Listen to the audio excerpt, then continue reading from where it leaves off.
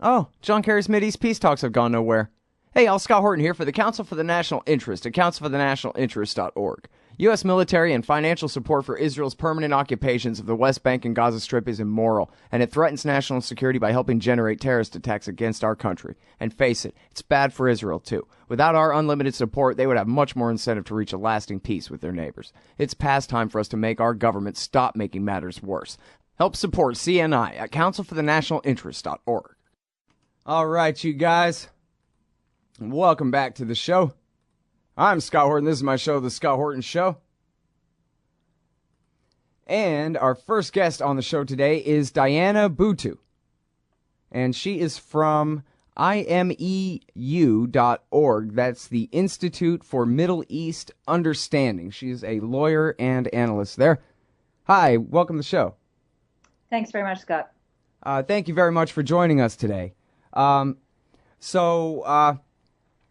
guess my first question for you would be in regards to the media coverage. You've been on CNN lately, and I didn't see it, but I have it on good authority that they let you talk for 15 minutes or something and really explain what's going on over there in Israel and Palestine from a Palestinian point of view. And I was thinking that that's unique in the history of the world. And I wonder, I guess, first of all, whether you think that's significant, whether that signifies some kind of real change in American media coverage of the issue, and then if so, why? Well, actually, I have to disagree that CNN gave me some time to make the case. It's always actually quite the opposite. CNN seems to give an incredible amount of time to hearing Israel's version and Israel's lies when it comes to what's going on, what it is doing to Palestine, to the Palestinians. And as a Palestinian, it's always an uphill battle to even get your voice heard on mainstream media. The main problem, once it is on mainstream media, is that it then turns into a long debate about who is right and who is wrong. And it's as though the two sides are somehow equal. Whereas if you actually understand what's going on in Palestine, you will understand that this is the equivalent of the South African struggle. There are people who are fighting against apartheid, the Palestinians, and people who are intent on making sure that that apartheid remains in place, the Israelis. And to somehow equate as though they have some type of moral equivalence is incorrect. And also, this is one of the battles that we end up fighting all the time on mainstream media, is that they kind of make it out to be the same when there really isn't a parity between the two sides. Right. Well, yeah, I mean, there's no doubt that you're starting out in a situation where they've never told the Palestinian side of the story at all. So if they do give you a few minutes, I mean, that is like a daybreak. Or the sun coming out after the rain or something like that, even if they give you just a minute. I guess the way it was described to me was they were sort of going through the Israeli narrative and letting you respond to it, at least in a fashion that the person, my friend and boss I was talking about with this, he had never seen that much openness for discussion on CNN ever. I guess one time the Queen of Jordan and Pat Buchanan were allowed to explain the Palestinian point of view on MSNBC for about 10 minutes 6 years ago, something like that. But otherwise, we just don't see this at all. Right. This is a major problem, particularly given the fact that the United States is such a player in this issue, and the fact that the United States continues to give Israel over $3 billion in U.S. taxpayer money every year. One would expect that, given this relationship and this link, that you would at the very least hear where U.S. Taxpayer dollars are going and how they're being spent to drop bombs on children, quite frankly. But instead, this is an issue that doesn't seem to be covered in mainstream media, unless there are Israelis who end up losing their lives. Right. Well, in the Jake Tapper interview the other day, where he was talking with some Israeli spokesman, I guess, and was saying, well, this beating of this young Palestinian American, which we have on video, and he's an American, so we're covering it. We're hearing from the human rights groups that this is how you treat Palestinians all the time. What about that?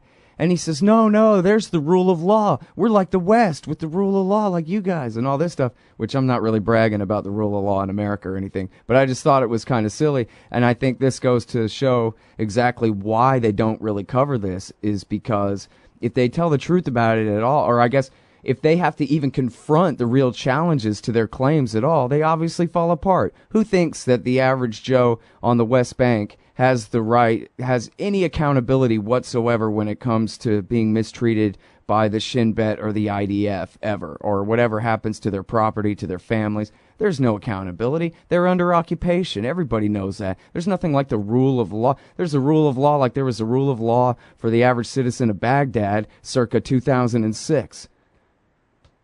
Yes, and I think it's actually even a little bit deeper than that. We're in the West Bank talking about a system of military law. So given that it's military law, it's not going under a regular court system. And what this means is that people can be held without charge, without trial, in secret evidence for 6 months, and that detention can be renewed. There are people who are still remain in administrative detention 8 years after the fact that they still have no charges even filed against them. When it comes to the issue of this 15-year-old boy, American boy, who was beaten, his story is the story of many other Palestinian children. Right now, there are 200 Palestinian children who are languishing in Israeli prisons. Many of them also being held without charge, without trial. There is a long line of cases dealing with children who are tortured by the Israeli security system. And even it's not just a question of the army carrying out these acts, but also the Israeli settler population has similarly done things and carried out acts with impunity. There are 90% of the cases that are 90% of the cases that are filed with the police against Israeli settler activity end up going without even a simple indictment. And those that are indicted, very few of them actually end up resulting in a conviction. And in many cases, those convictions are often lead to very light sentences. So this is the type of system, or the quote-unquote rule of law that Mr. Regev is talking about. There's one set of laws for Israelis and another set of military laws that are applicable for Palestinians. It's a joke for anybody to think that this is the equivalent of any democratic system around the world. Mm-hmm. All right, now, one thing is that the kind of unthinkable seems to regular people to be impossible. Usually. Come on, who tortures children as a matter of state policy? And I already know you're right about this because I've read about this before, but I'd like to give you a chance to, cite some sources or tell the audience how they can find the proof for themselves that really is true, that the Shin Bet tortures Palestinian children. Absolutely. There are many, many reports that you can be turning to. There's organizations, such international organizations like the Defense for Children International, which has an office based in Palestine, and they document these issues. You can also check out the Damir, which is a Palestinian prisoner rights organization, which also documents this. The United Nations has similarly documented this. When it comes to the issue of settler violence, the United Nations has written reports. Israeli human rights organizations like Yesh Din and B'Tselem have also written reports. Palestinian organizations like Al-Haq have also written reports. All of these reports are fully document the situation that is taking place here. There is no shortage of documentation. The big problem is that as a Palestinian living under military occupation, you're always up against this very big, very strong media machine that goes out of its way to deny the human rights abuses that it is perpetrating, and it denies them not only to an international audience but to a domestic audience. This is why, Scott, when talking about this issue, this isn't simply confined to the West Bank, the attacks that Israel carries out against the West Bank, people in the West Bank and in the Gaza Strip. There's an entire system of racism that pervades this area. Right. All right, I'm sorry. We're going to get right back to that all-pervasive system, the totalitarianism of the West Bank and the Gaza Strip siege and all of that. Right after this break, it's Diana Buttu from the imeu.org, imeu.org. Hey, Scott Horton here for The Future of Freedom, the monthly journal of the Future of Freedom Foundation. Edited by libertarian purist Sheldon Richman, The Future of Freedom brings you the best of our movement, featuring articles by Richman, Jacob Hornberger, James Bovard, and many more. The Future of Freedom stands for peace and liberty, and against our criminal world empire and Leviathan state. Subscribe today. It's just $25 per year for the back pocket-sized print edition, $15 per year to read it online. That's The Future of Freedom at fff.org/subscribe. Peace and freedom. Thank you. All right, you guys, welcome back to the show. I'm Scott Horton. I'm talking with Diana Buttu from the Institute for Middle East Understanding. That's IMEU.org, the Institute for Middle East Understanding. And I'm sorry about the hard breaks programmed in here. No way around it. Got to take them. But when we were interrupted, you were saying that it's not just that there's an occupation in the West Bank, the Gaza Strip, East Jerusalem. It's the all-pervasive system of being interrupted by commercials. So go ahead from there, please, if you would. Yes, in addition to the commercials, it's the fact that Palestinians for 66 years have simply not been free. Right now, there's this pervasive system in Israel itself in which Palestinians are deemed to be legitimate targets. Everybody from the prime minister, the Israeli prime minister, has called for bloodletting and for revenge. The foreign minister, who supposedly represents all of the citizens of this country, has called Palestinians who are citizens of Israel a fifth column and has called for their expulsion, their ethnic cleansing from the country. And so, living in this climate, it's unsurprising that there is so much violence that is perpetrated against Palestinians because it is allowed to go unchecked by the state. I get the idea, and I don't know how much time you spend actually in Israel, but I get the idea from Max Blumenthal's writings, and I guess from some things that Phil Weiss has said in that documentary movie, Defamation. It sort of seems like it's always America 2002 in Israel. It's always the terrorists, orange alert, the terrorists coming to get us, and it really is, in majority, I guess, a society where people are convinced that the Palestinians are the aggressors. And they don't ask the question who's occupying whom. They're just looking at terrible Arab Muslims keep attacking us. Who can keep them at bay? And they really believe that crap, like Americans in 2002. Yes, I mean, I am a citizen of Israel. I'm a Palestinian, but I have Israeli citizenship, okay. And so I understand exactly what you're talking about. It's worse than that. It's not just a question of this constant state of fear that the Israelis are instilling in their own mindset.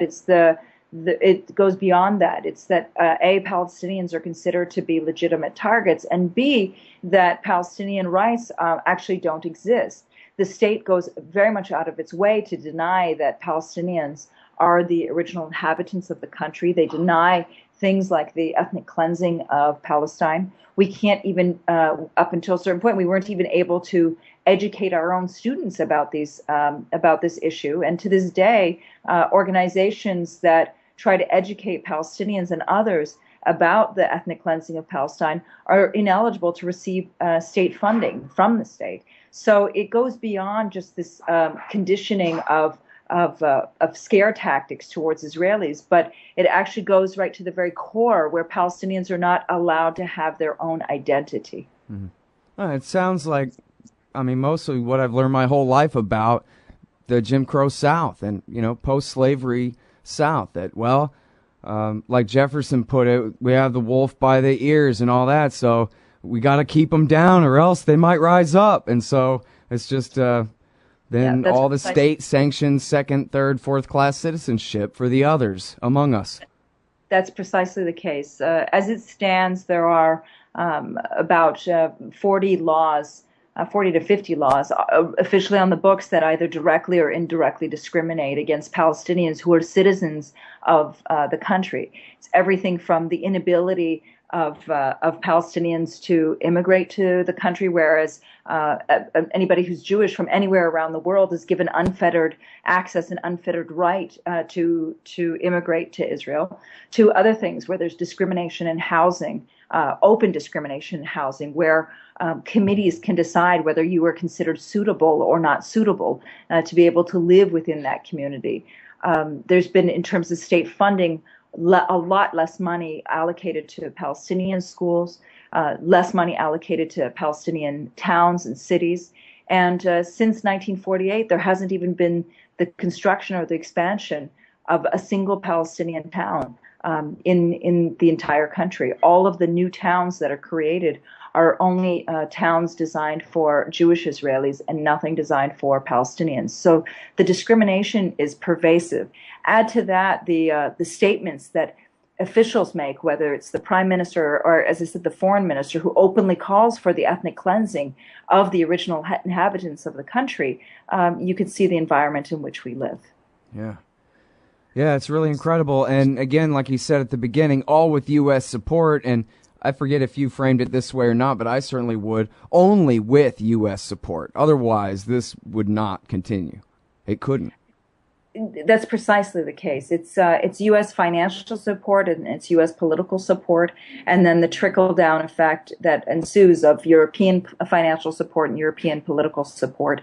All of this would not be possible were it not for the fact that the United States continues to maintain very close ties and continues to enable Israel's very bad behavior. All right, and speaking of which, can you please catch us up on all the bad news out of the West Bank and Gaza from, I guess just the last 4 or 5 days, the attacks, since the airstrikes on Gaza began and the riots in the streets of Tel Aviv, everybody chanting death to the Arabs and all that kind of madness? Yes, we've had, it's been a very difficult time for Palestinians here. The Israeli army launched a bombing campaign against the Gaza Strip the day before yesterday. So far, there have been 35 Palestinians killed. Many of them are children. 2 whole families were completely wiped out. The Israeli army admits that it's dropped 400 tons of bombs and over the Gaza Strip, more than the entire period of their bombing campaign in 2012. Entire homes have been flattened, and it's important to keep in mind that this is an area that is completely under Israeli military control. There's no place for people to go. They don't have bomb shelters. They don't have sirens. There's no place for them to go whatsoever. All of the land crossings, one land crossing is controlled by the Egyptians and the other land crossing is controlled by the Israelis. There's no place for these people to go. 80% of the Gaza Strip are refugees, and 20% of this population are under the age of 3. So we're talking about bombs that are being dropped on children's heads.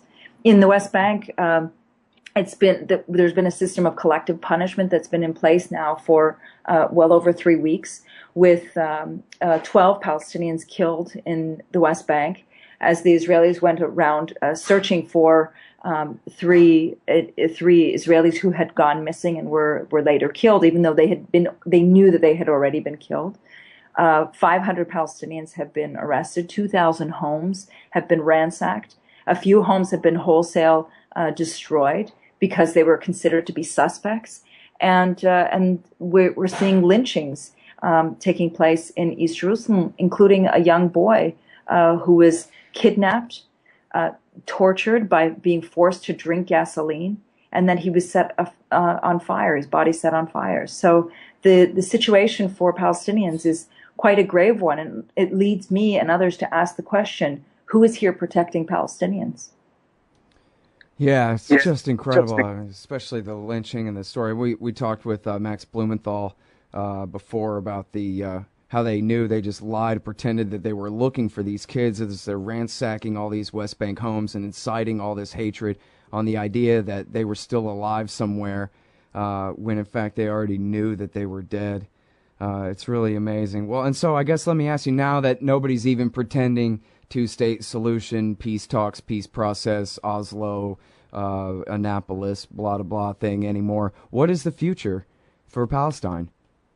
The future, I think, is that the only way to move forward is Israel has to be held to account for its international law violations and for its violations of human rights.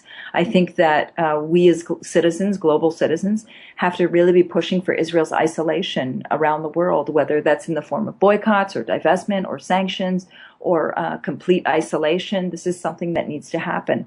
I have very little faith in the United States moving, but I do have a lot of faith in the people around the world getting people to move. And I'm hoping that we begin to see some more activity as well within the United Nations to try to condemn Israel and to completely isolate it. If we simply allow this to continue as it is, then we're going to see a lot more Palestinians being killed because Israel has never been given a red light. Yeah. And as we speak, they're at least threatening a full-scale invasion of the Gaza Strip, which, Yes. could very well be imminent at this point. And on your last point there, I did see a thing on Vox. There's the music. I did see a thing on Vox that showed that all around the world, everyone agrees with you except the American people who don't know the first thing about it. So we're working on that. But thank you very much for your time, Diana. It's really been great. Thank you. All right, everybody, that is Diana Buttu. She's at the Institute for Middle East Understanding, imeu.org, imeu.org. We'll be right back.